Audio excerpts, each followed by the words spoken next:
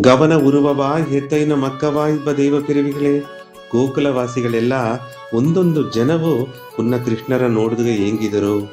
ಬ್ರಜ ಭೂಮಿನೋಗೆ ಇದ್ದ ಎಲ್ಲಾ ಗೋಪಿ ಗೋಪಾಲರು ಮಧುರಾ ದೇಶನ ರಾಜಗ ತುಪ್ಪವ ಮಡಕೆ ಮಡಕೆಯ ಮಾಡಿ ಕೊಡುತ್ತಾ ಅವಕರ ಒಂದೊಂದು ಜನ ಗೆಲ್ಚವ ಹಟ್ಟಿತು ಎಂದು ಅವಕ ಮಥುರಾ ದೇಶದ ರಾಜನ ಇಬ್ಬ ಕಂಸನ ನೋಡಿ ಅಂಜಿದರು. ಆಲೆ ಕುನ್ನ ಕೃಷ್ಣರು ಹುಟ್ಟಿದಿಂದಾಡು ಅವಕರ ನೆನಪೆಲ್ಲ ಕೃಷ್ಣರ ಮೇಲೆ ಮಟ್ಟು ಹಟ್ಟಿತು. ಕುನ್ನ ಕೃಷ್ಣರು ಮೇಲೇನ ಅವ್ವ ಯಶೋದಮ್ಮ ಕೂಡ ನೆಗುದು ನಲುವುದಗ ಆರಂಭಿಸಿದರು.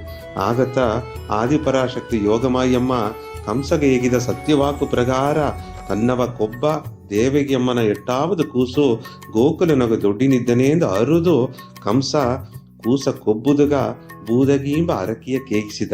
ಬೂದಗಿಯೋ ಉರುಮಾರಿ ಹೆಣ್ಣು ಮಾಕೆ ವೇಷ ಹಾಕಿ ಗೋಕುಲಗೋಸು ಬಂದ.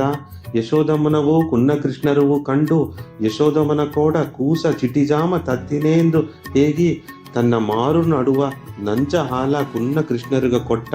ಚಿಟಿ ಜಾಮನಿಗೆ ಕೃಷ್ಣರ್ನ ಸತ್ಯಾಂದ ನೆಂಜು ಉರ್ಚಿ ಅದಿಂದಾಡು ತನ್ನ ಉರುವ ಮಾರಿ ದೊಡ್ಡ ಅರಕಿಯ ಆಯಿ ಸತ್ತುಟ. ಗೋಕುಲವಾಸಿಗಳೆಲ್ಲ ಈ ಕುನ್ನ ಕೃಷ್ಣರ್ನ ಮಗಿಮೆಯ ನೋಡಿ ಆಶ್ಚರ್ಯಪಟ್ರು. ನಂದಗೋಪಾಲರು ಯಶೋದಮ್ಮ ಎರಡ ಈ ಕುನ್ನ ಕೂಸ ಈ ಅರಕಿ ಏನಗ ಕೊಬ್ಬುದಗ ಬಂದ ಅಂದು ನೆನಚಿ ಅರಕೋಲ್ಪಟ್ರು. ಮಂಜು ಕಟ್ಟಿದ ಬಾನುನೋಗೆ ಹೊತ್ತು ತೋರ ನಂಜಡುವ ಮನಸ್ಸು ಕೆಟ್ಟ ದಾರಿಯತ ಹೋರ. ಮನಸಾರು ಕೊಟ್ಟು ಪಳುಗು ಕೆಟ್ಟ ಮನುಷ್ಯರ ಬುಟ್ಟು ವೆಲಗೂಂದು ಹೇಗಿದ ಗುಣವಾನ್ಗಳೇ.